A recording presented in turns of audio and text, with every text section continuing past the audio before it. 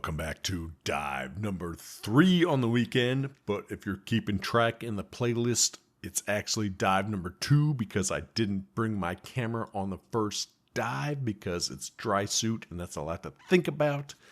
Okay, I've explained myself enough.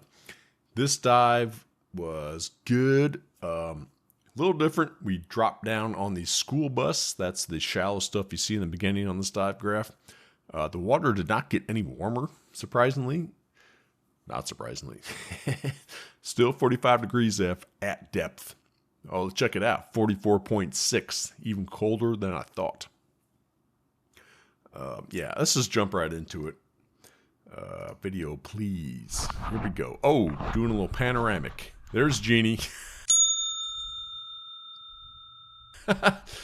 She doesn't like the cold water. I was threatening to throw her in all weekend. I should have just done it. I didn't do it. Next time, stay on your toes, Jeannie. It's coming. Better watch your back. I'm coming for you. She made excellent chili. Thank you for the chili, Jeannie. Very good chili. Hold on. I got to turn the volume down again. Yeah, so my first thought getting below the surface was, wow, I'm floating. I'm not sinking. How do I get down? I know. I'll pull myself down on the cord. Turns out I didn't realize this until about 20 seconds from now, but I forgot my ankle weights on this dive. And I was surprised I got down at all. I learned a few things with that. I actually don't need quite as much weight as I thought I did. But yeah, the ankle weights, like I mentioned in my last video, if you watched it. If you didn't, go back and watch it. It's a gem. Yeah, I learned ankle weights are fantastic for mitigating my floaty leg problem. And it's about at this point I realized, uh-oh, I don't have my ankle weights.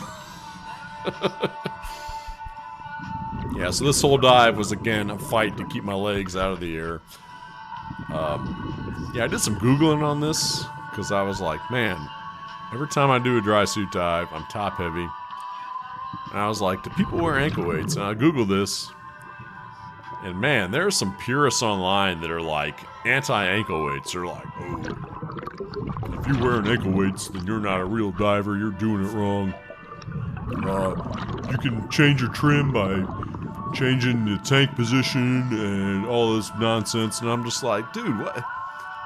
If wearing ankle weights helps you, why is that wrong, you know? I don't know, I just thought it was weird. This was only one scuba forum, but there was so much backlash on ankle weights, and I'm just like, alright, forget you. I'm gonna wear ankle weights when I wear a dry suit. Scuba Bros on scuba.com. Well, no, not scuba.com. That's where I buy all my dive. Whatever forum this was. Scuba Bros on whatever forum this was. Don't like it. I don't care. Yeah, so, alright. And actually, part of what I did try to adjust the position of my tank. So, yeah, if you got floaty legs, then it makes sense to, like, move the tank further down on your back.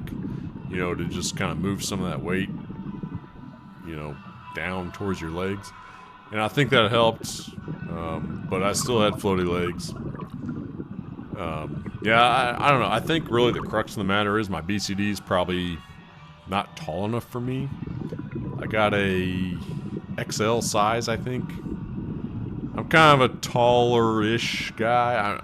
I'm 6'4", so I'm not like tall, you know, but probably a little taller than most of the divers out there. Not all of them. I've seen some big divers, but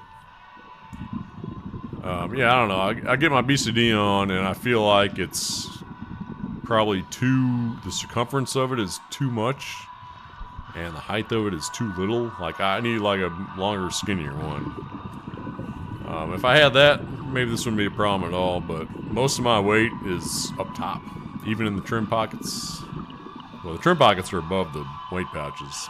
Yeah, when I wear a wetsuit, I don't know what it is about a wetsuit, but I need most of my weight in my trim pouches. So I guess I'm like leg heavy in a wetsuit, top heavy in a dry suit. Somebody explain that to me. I don't know.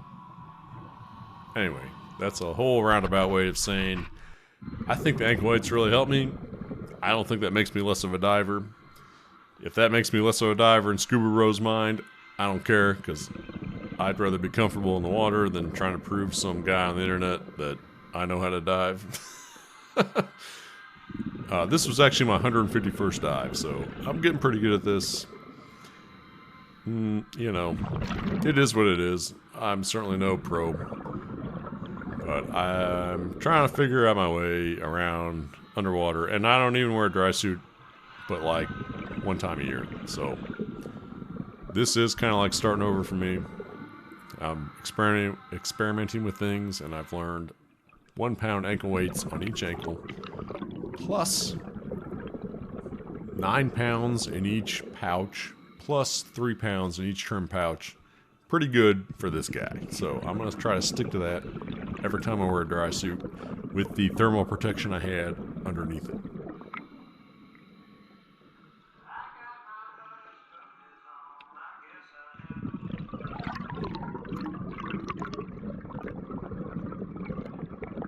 And even my buddy Terry, who I'm on this dive with, Captain Redfins. Yeah, Tom, I mentioned that in the last video. Tom got flooded last dive. If I got flooded, I'd be out. I don't know. Maybe it's hard to tell when you're underwater if you're getting flooded because everything's cold. I guess maybe you don't know that, yeah, that freezing cold I'm feeling is actually from the water and not the water, like, inside my suit against my skin. Not the water on the outside of my suit. That's a pretty cool picture. I do the tail of whatever this thing is. I don't know. Cessna, I guess. They got like 20 Cessnas in this place. I don't know which one is which. Yeah, just Terry and I on this dive, and I already forgot what I was going to say, so it couldn't have been that important. Terry's tank setup is golden to me. I want to copy that so bad. So, I don't know. Obviously, you can't see it now, but next time we get a look at the back of Terry, this is exactly what I want. Turn around, Terry. Show the people what they want to see. Alright. Well, I'm trying. Yeah, I wasn't... You know, I should have known when I was diving I wanted to commentate on Terry's tanks right now. And if I'd known that, I would have panned the camera to the right. And, oh, almost. Come on. Look a little to the right. Look a little to the right. No, but so he's basically got a regular, was it 80 cubic, whatever, aluminum. Yeah, I'm sorry for the artifact on the, if you see the artifact on the top right corner, that is a result of me taking my camera to Mardi Gras and dropping it, if not only once, several times. I do have some Mardi Gras parade videos. Maybe those are coming soon. Yeah, that's like back in February. So I did have some content. I just haven't got behind this mic. I don't know. You know, I've been doing some things. Maybe some things I don't quite want to mention on YouTube. Public internet access. That's all I'll say about that. But, alright. You see Terry's setup there? Terry's tank setup. So he's got the main tank, and he's got that small one off to the side. So I took Self-Reliant Diver's Certificate last year, and this is, after that class, that's exactly the setup I want. I've talked about this in other videos, I know, but, you know, throw me a freaking bone here. I haven't been behind this mic in like 6 months. I'm not going to remember what I talked about 7 months ago. But he's got 2 completely redundant air supplies and 3 second stage regulators, 2 first stage regulators. That's exactly what I want. There's some Miano sauce, and I'm coming at you. Yeah, by the way, this Mares regulator I got last year, 62X or whatever it is. This is my first time diving with it in cold water. Flawless. Performed flawlessly. Nothing leaked, no free flows, nothing. Regulator was awesome, which is great because this thing was designed to work in cold water. So really glad to see that. So this is the 727, obviously. Wesley Snipes has set his footprints on that floorboard at some point in time. I've mentioned this a billion times. This is the 727 from U.S. Marshals, the movie. Wesley Snipes has walked through this plane. And you know what he was thinking while he was doing it? I ain't gotta pay them taxes. Woo! You got phased, Wesley. Turns out, newsflash, yes you do. Gotta pay them taxes, Wesley. Did he go to jail? I can't remember. Like, he owed the IRS like millions of dollars. And it was just like, nah, I ain't paying it. I don't know. I don't know how that happened. Or I don't know the end of what happened there. But I'm sure Wesley's doing just fine wherever he is. And here's my buddy Terry trying to unhook his air sensor, it looked like. But yeah, what is that? Is that airplane? I think that's airplane. Very degraded airplane. Yeah, the visibility here, I was going to mention this. Back at the school bus, like at the very beginning of this video, total trash. Just absolute trash. You had to go down to at least 30 feet, I think, before it finally started opening up. Which is weird. I don't get why it was so bad, because, like, Mermet has a cycle, you know. It's, it basically opens in May. It's open all year, but yeah, that was the other thing. I couldn't believe how few people there were this weekend, because the weekend we went, it was like 80 degrees almost, mid-70s. I'm like, man, it's gonna be packed. Nobody there. Friday, absolutely nobody there. Saturday, there was a couple groups, but I was surprised how empty it was. But like, you know, you start around May, and then all the classes start, and then this place gets packed. And everybody's kicking up the silt, you know, so like, there was nobody here this weekend, and it was still terrible visibility from surface to 30 feet down. I don't get it. Maybe the rain, they kind of blame the rain on that, but I think the quickest rain, or the latest rain for this was like a week ago. I don't know. Things happen very slowly in water, so... But I was disappointed in the visibility. I thought since nobody was there, it would be better, but no dice. So surprised me. It continues to surprise me. A lot of what I think should be true, and how much doesn't follow my thoughts. It's frustrating, but you know, how many people can say that it's not? Alright, yeah, you see that artifact in the top right corner? I was talking about that earlier. That's my lens protector. Taking a scratch from a hard drop at Mardi Gras. So, check, add that to my shopping list. I need more lens protectors. Man, it's just like, it's hard to keep investing in the GoPro Hero 8, but I'm gonna keep doing it. I'm like, I've made it this far, you know. This thing has been with me through thick and thin for like 5 years now. I feel like I've almost lost it. Above the water, below the water, probably like 10 times at this point. It always finds its way back to me. And yeah, those artifacts from the first video,